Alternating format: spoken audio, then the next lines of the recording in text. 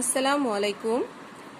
অষ্টম শ্রেণীর প্রিয় শিক্ষার্থীবৃন্দ, আশা করছি তোমরা সবাই ভালো আছো। আলহামদুলিল্লাহ, আমিও ভালো আছি। তোমরা বাসায় বসে সবাই পড়াশোনা চালিয়ে যাচ্ছ। যারা জুম ক্লাস করছো তাদেরকে কিন্তু আমি সবসময় একটা থ্যাঙ্কস জানাই।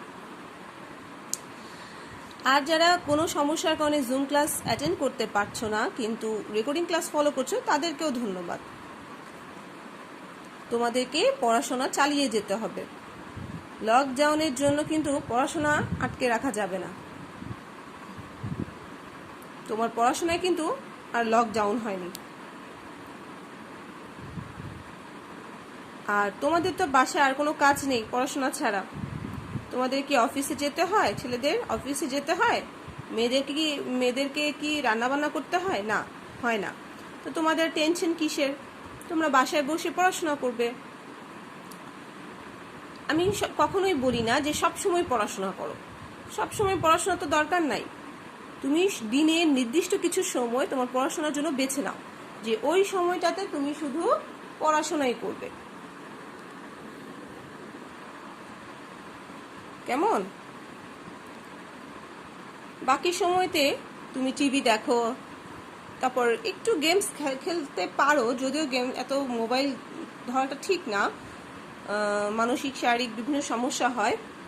তারপরেও আমি বলবো যে তোমরা পড়াশোনাটা চালিয়ে যাও। পড়াশোনাটাকে সবচেয়ে বেশি প্রাধান্য দাও, মানে গুরুত্ব দাও। সেই সাথে তুমি অন্য কাজগুলো করতে পারো, কিন্তু পড়াশোনা সবার আগে। আচ্ছা, তাহলে চলো আমরা আজকে পড়াশোনাটা তাহলে শুরু করছি, যেহেতু পড়াশোনা সবার আগে। আমরা কি পড়ছিলাম? আমরা পড়ছিলাম অধ্যায় 5, তাই না? হ্যাঁ, অধ্যায় 5 আমরা গত ক্লাসে আমরা পড়েছি। গত ক্লাসের পড়াটা আমরা একটু ধরে নেই। গত ক্লাসে আমরা পড়েছিলাম পাঠ 3, বাংলাদেশের গ্রাম ও শহরের সামাজিকীকরণ প্রক্রিয়া। এটি ছিল আমাদের 11তম ক্লাস, 20 তারিখে। গ্রাম ও শহরের সামাজিকীকরণ প্রক্রিয়া যে ভিন্নতা আছে কিছু, সে সম্পর্কে জেনেছিলাম। এবং পাঠ 4 সম্পর্কে জেনেছিলাম ব্যক্তির সামাজিকীকরণে তথ্য ও যোগাযোগ প্রযুক্তি এবং গণমাধ্যমের ভূমিকা। এখানে আমরা পড়েছিলাম গণমাধ্যমের ভূমিকা এতটুকু। এর আগে আমরা জেনেছিলাম তথ্য যোগাযোগ প্রযুক্তি কি, গণমাধ্যম কি, এতটুকু হচ্ছে গণমাধ্যমের ভূমিকা। আর এই পৃষ্ঠা হচ্ছে তথ্য যোগাযোগ প্রযুক্তির ভূমিকা বা প্রভাব। একই কথা, প্রভাব বা ভূমিকা একই। আজ আমরা তাহলে পড়ব পাঠ 5। আজকে আমাদের লেকচার নাম্বার 12। আচ্ছা, তারিখ হচ্ছে 27। আচ্ছা দেখো, পাঠ 5-এ আমরা কি পড়ব? বিশ্বায়ন ও সামাজিকীকরণ প্রক্রিয়া। এই যে বিশ্বায়ন কি?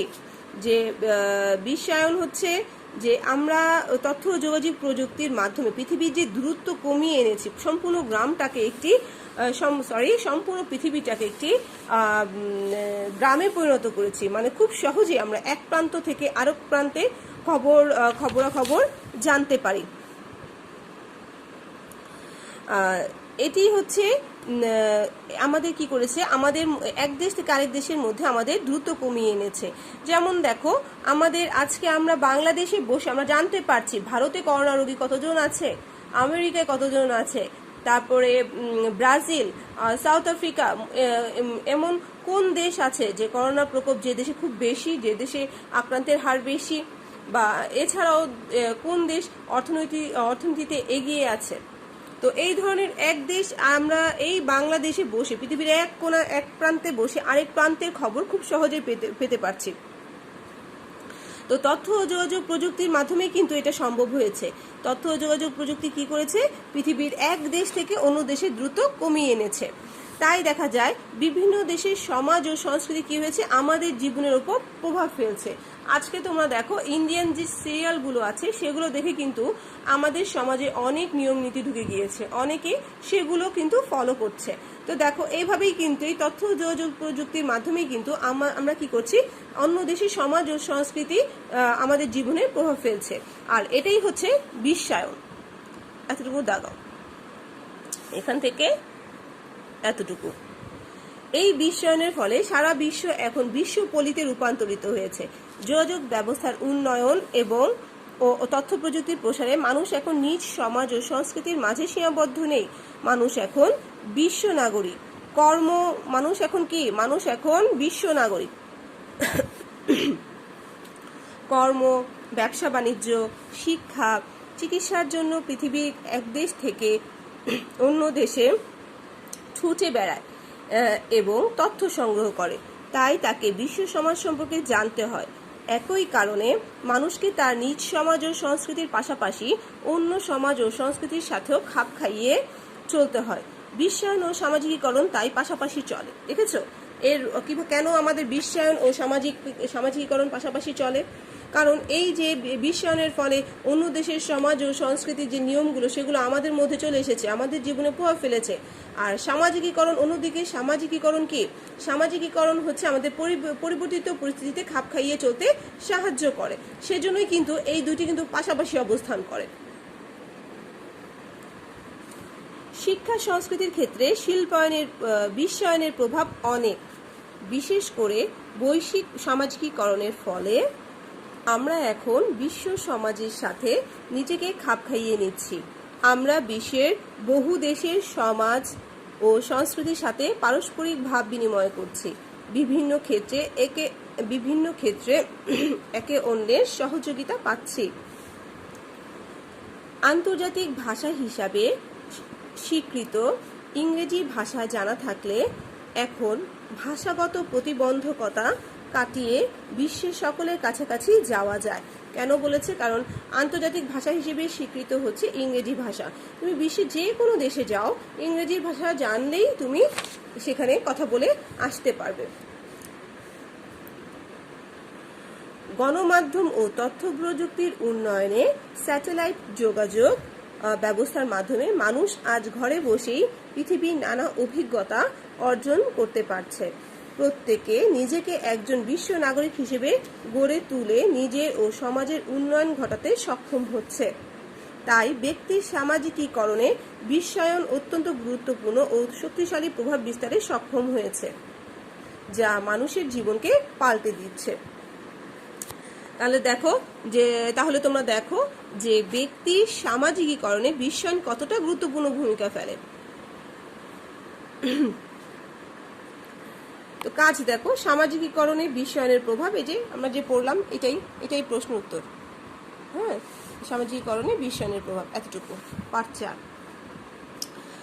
আজকে আমরা এই অধ্যায়ের অনুশীলনী এবং বহু নির্বাচনী আর সৃজনশীল নিয়ে আলোচনা করব। শুরু করছি। স্থানীয় সমাজের উপাদান কোনটি? স্থানীয় সমাজ, আমি আশা করছি তোমরা এগুলো সবাই পারো, তারপর আমি বলে দিচ্ছি। হ্যাঁ, বিজ্ঞান ক্লাব। স্থানীয় সমাজের উপাদান কোনটি? বিজ্ঞান ক্লাব। সামাজিকীকরণ প্রক্রিয়া চলতে থাকে জন্ম থেকে মৃত্যু, শৈশব থেকে মৃত্যু পর্যন্ত। নিচের অনুচ্ছেদটি পড়ে 3 ও 4 নং প্রশ্নের উত্তর দাও। মহসিন মা বাবার সহযোগিতায় নিয়মিত পড়াশোনা করে। সে এখন আবৃত্তি দলের সদস্য। মা লক্ষ্য করলেন সে এখন পরিবারের সদস্য ও বন্ধু বান্ধবের সাথে আগের চেয়ে ভালো ব্যবহার করছে। মহসিনের পরিবর্তনে কোন প্রক্রিয়াটি কাজ করছে? সামাজিকীকরণ। এটা সবাই জানি, তাই না? উক্ত প্রক্রিয়ার মধ্য দিয়ে কি হচ্ছে? উক্ত প্রক্রিয়ার মধ্য দিয়ে সমাজের নিয়ম পালনে অভ্যস্ত হয়ে গড়ে ওঠে, সঠিক আচরণ করতে শিখে শুভ নাগরিক হয়ে গড়ে ওঠে। 1 ও 2 হবে, 1 ও 2। আচ্ছা, এখন সৃজনশীল দেখো। মিজান ও রাসেলের বন্ধু শিহাব 8ম শ্রেণীর ছাত্র। শিহাব আন্তঃ হাউস ইনডোর দাবা প্রতিযোগিতায় পরপর 2 বার প্রথম হয়েছে। রাসেল শিহাবের অনুপ্রেরণায় দাবা শিখে এই বছর 2য় স্থান অর্জন করে। মিজান ইদানিং প্রায় স্কুলে দেরি করে আসে, বাড়ির কাজ ঠিক মতো করে নিয়ে আসে না। শিক্ষক মিজানের মায়ের কাছে জিজ্ঞাসা করলে জানতে পারে সে রাত জেগে ইন্টারনেট ব্যবহার করে বন্ধুদের সাথে আড্ডা দেয়। শেষের কথাটা খুবই শিক্ষণীয় তোমাদের জন্য। আমি তো আগেই বলেছিলাম পার্ট 4 পড়ানোর সময় যে ইন্টারনেট বা তথ্য প্রযুক্তির খারাপ দিকগুলো কি কি। আচ্ছা, ক এখানে যদি বলি গণমাধ্যম কি, এখানে কিন্তু আমি তোমাদেরকে দাগিয়ে দিয়েছিলাম পার্ট 3 থেকে যে গণমাধ্যম কি। পার্ট 3 যখন পড়িয়েছি তখন বলেছিলাম না যে গণমাধ্যমটা আমি দাগিয়ে দিয়েছিলাম না, এটি এখানে এই যে জনগণের কাছে, এখান থেকে এই পর্যন্ত সবাই দাগিয়ে নাও, পার্ট 4 এর মধ্যে আছে এখান থেকে এই পর্যন্ত গণমাধ্যম কি। আচ্ছা, 2 নাম্বারটা দেখো, ব্যক্তির সামাজিকরণ। খ নাম্বার, এই যে খ নাম্বারে আছে ব্যক্তির সামাজিকীকরণের ক্ষেত্রে কোনটি গুরুত্বপূর্ণ ভূমিকা পালন করে, ব্যাখ্যা করো। আচ্ছা, ব্যক্তির সামাজিকীকরণে যদি আমরা বলি তাহলে আমরা বলতে পারি যে ব্যক্তির সুষ্ঠু বিকাশের জন্য সামাজিকীকরণ প্রয়োজন, আর ব্যক্তির সামাজিকীকরণে সবচেয়ে গুরুত্বপূর্ণ ভূমিকা পালন করে হচ্ছে পরিবার। পরিবারে বাস করতে গিয়ে শিশু পরিবারের সদস্যদের প্রতি কি করে, আবেগ, অনুভূতি, শ্রদ্ধা, ভালোবাসা এইগুলো শেখে, জাগিয়ে তোলে। তারপরে এছাড়াও তার সে পরিবার থেকেই তার যে খাদ্যাভ্যাস, তার ধর্ম পালন, তার পোশাক পরিচ্ছদ, তার শিক্ষা গ্রহণ, এই সবগুলো জিনিসই সে পরিবার থেকেই শেখে। সেই জন্যই দেখা যায় বলা হয় যে পরিবারই হচ্ছে সামাজিকীকরণের সর্বপ্রথম বাহন বা মাধ্যম। গ রাসেলের দাবায় দ্বিতীয় স্থান অধিকারের ক্ষেত্রে